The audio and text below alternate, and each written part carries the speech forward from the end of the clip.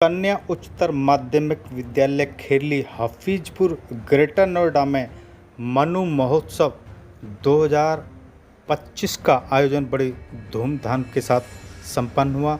3 दिवसीय इस मनु महोत्सव के तीसरे दिन कई विभूतियों को सम्मानित किया गया। मनु स्मृति भास्कर अनुसंधान व समीक्षक पूर्व कुलपति गुरुकुल कांगड़ी विश्वविद्यालय हरिद्वार के डॉक्टर सुरेंद्र कुमार मुख्य अतिथि के रूप में शामिल हुए और जिन्होंने अपने उद्गार व्यक्त किए। इस मौके पर दूर दराज से आए आर्य विद्वानों को सम्मानित भी किया गया। आइए देखें क्या है पूरा कार्यक्रम। स्रोत घोषित कर उसे सभी विद्यालयों के पाठ्यक्रम में लागू कराया जाए। संस्कृत और संस्कृति की रक्षा के लिए वेद विशेषज्ञों को विद्यालय में स्थान दिया जाए और उन सभी मानवीय मूल्यों को बालक बालिकाओं को पढ़ाया जाए जिनसे उनका चरित्र निर्माण हो।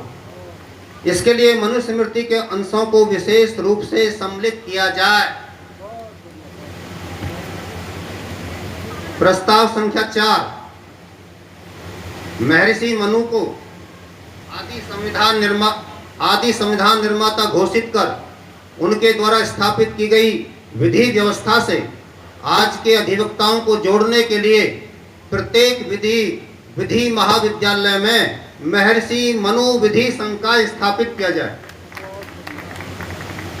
प्रस्ताव संख्या 5, महर्षि मनु की जयंती प्रतिवर्ष सरकारी स्तर पर सामाजिक समरसता उत्पन्न करने के दृष्टिकोण से सामाजिक समरसता दिवस के रूप में मनाई जाए। प्रस्ताव संख्या 6, जो लोग भारत के वैदिक धर्मी हिंदू समाज को जाति के आधार पर तोड़ने का प्रयास कर रहे हैं, समझ गए होंगे आप, उनकी मानसिकता को समझते हुए महर्षि मनु के बारे में व्याप्त भ्रांतियों के निवारण के लिए सरकारी स्तर पर भी प्रयास किए जाएं। महर्षि मनु और उनकी व्यवस्था को एक विवादित मुद्दा मानकर छोड़ना राष्ट्र हित में उचित नहीं है। इन भ्रांतियों के निवारण के लिए सरकारी स्तर पर संगोष्ठियों उपनिषदों का आयोजन किया जाए। प्रस्ताव संख्या 7, महर्षि दयानंद जी महाराज की 200वीं जयंती और आर्य समाज के मानव सेवा के 150 वर्ष पूर्ण होने के अवसर पर स्वामी दयानंद जी के द्वारा रचित सत्यार्थ प्रकाश में उल्लिखित राजधर्म व्यवस्था को सरकारी स्तर पर मान्यता प्रदान की जाए।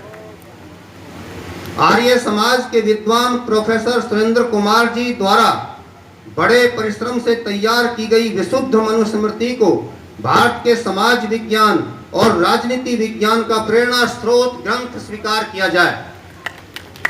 ये 7 प्रस्ताव सारे सदन ने पारित किए हैं और ये हम आपको विश्वास दिलाते हैं कि उचित मंचों पर आपके हस्ताक्षरों सहित भेजे जाएंगे।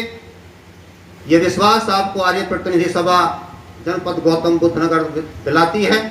अब मैं सीधे आज के अध्यक्षीय संबोधन के लिए श्रद्धेय अध्यक्ष जी को आमंत्रित कर रहा हूं।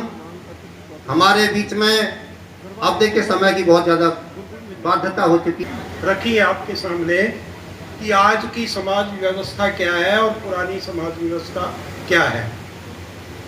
हमारे बीच में कोई ब्राह्मण बैठा है, कोई जाट बैठा है, कोई राजपूत बैठा है, कोई दलित बैठा है, कोई गुप्ता बैठा है। मैं आपसे एक प्रश्न पूछना चाहता हूं कि आपने पहले दिन जन्म से जो जाति लिख दी, क्या आप अपनी जाति को बदल करके कुछ भी लिख सकते हैं क्या? अधिवक्ता बैठे होंगे यहाँ पर, है जी? नहीं लिख सकते। हमारे अधिवक्ता कह सकते हैं कि नहीं लिख सकते, बात वो नहीं है। मैं जो समझाना चाहता हूं बात यह है कि यदि आपने ब्राह्मण की जगह गुप्ता लिख दिया, गुप्ता की जगह जाट लिख दिया, जाट की जगह जाति बदल ली। अब मनु का विधान देखिए, शूद्रो ब्राह्मणतामेति ब्राह्मणश्चैति शूद्रताम क्षत्रियात् जातमेवं तु विद्यात् वैश्यात् तथैव च।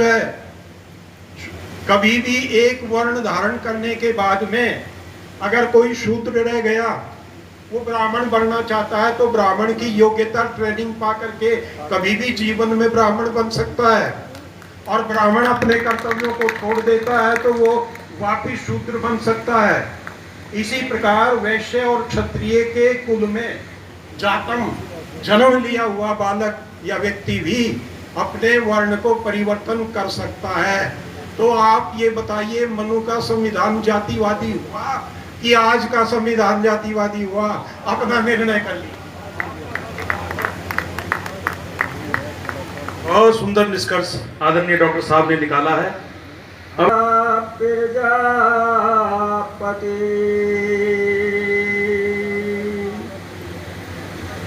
नमस्ते अस्तु।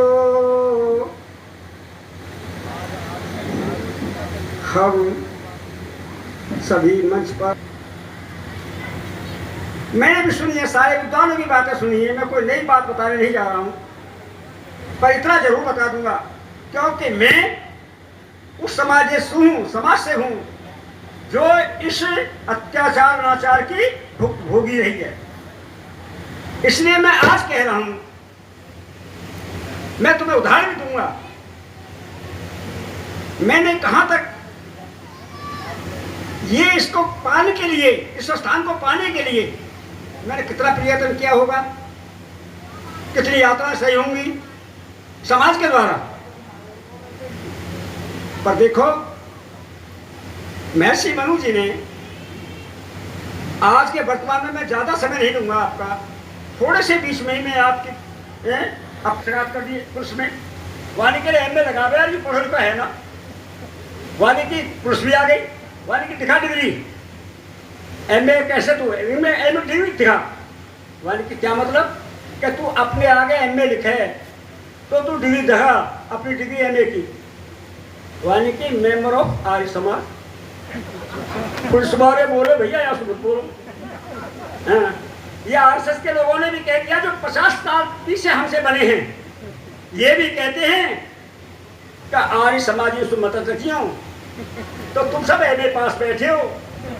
हाँ भैया, अपनी डिग्री को और अमेरिका को कहें, वो तो कहे 32 डिग्री ही, कोई 40 बता दे, लड़की वाले खाने की, पेशाब करने की डिग्री है। इतनी डिग्री जोड़ दी है में। मैंने इतनी बात तय करके आपका समय मैंने लिया और सैद्धांतिक तौर पर तो हम कह देते हैं, और अम्बेडकर ने भी कहा था कि दयानंद की वर्ण व्यवस्था बहुत उत्तम है। सामा शांति रेधि, ओम शांति शांति शांति। जो बोले सो अब है। वैदिक गुरुवर विद्यानंद की जय हो। महर्षि देव दयानंद की जय हो। महर्षि मनु महाराज की जय हो। मर्यादा पुरुषोत्तम श्री रामचंद्र की जय हो। योगेश्वर श्री कृष्णचंद्र की जय हो। भारत माता की जय हो। ओम का झंडा ऊंचा रहे, वेद की ज्योति जलती रहे, आर्य समाज अमर रहे। देखिए, एक बड़ी भूल आज हुई है। आज रामनवमी है, मर्यादा पुरुषोत्तम श्री राम की जयंती है। आज हम सभी विद्वान लोग उसमें भूल कर गए, तो मैं यहाँ सभी को याद दिलाते हुए सभी के लिए यहाँ रामनवमी की शुभकामनाएं आपको समर्पित करते हैं।